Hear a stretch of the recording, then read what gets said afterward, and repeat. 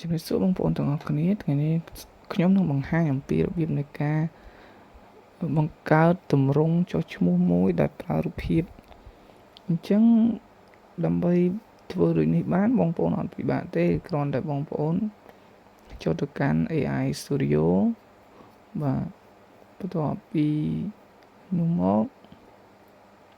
បងប្អូនត្រៀមរូបភាពទម្រង់មួយដែលបងប្អូនចង់បង្កើតបាទតើបងប្អូនចូលក្នុង Google AI Studio ហើយបងប្អូនយកពាក្យ build នៅខាងឆ្វេងតើពីយកពាក្យ build ហើយបងប្អូនចុចលើសញ្ញាបូកហើយជ្រើសយក upload image បាទហើយបងប្អូនស្វែងរករូបភាពដែលបងប្អូនត្រៀមទុកនោះហើយខ្ញុំយកទម្រង់មួយនេះជាទម្រង់ចុះឈ្មោះបាទហើយយើងចុច upload ទៅតោះមកយើងទៅសេពាក្យពីប៊ីម៉ាត់ទៅឥឡូវខ្ញុំសេថាបង្កើត app នេះបន្ទាប់ពីខ្ញុំទៅសេពាក្យនេះហើយបាទខ្ញុំចុច enter ទៅពេលនោះ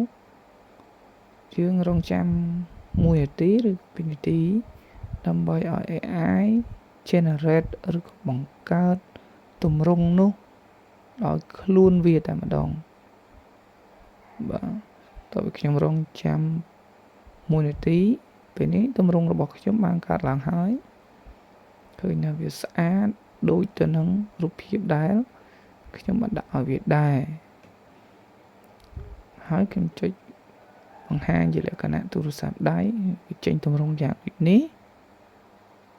បាទទម្រង់ជា tablet បាទដូចនេះដែរបាទអញ្ចឹងការបង្កើតទម្រង់ដោយប្រើ AI គឺងាយទេមានតែប៉ុណ្្នឹងឯងអរគុណ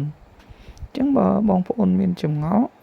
អាច comment នៅខាងក្រោមវីដេអូកុំភ្លេចជួយ subscribe ក៏ដូចជាចុច like សម្រាប់ជាការលើកទឹកចិត្តបន្ថែមផងអរគុណ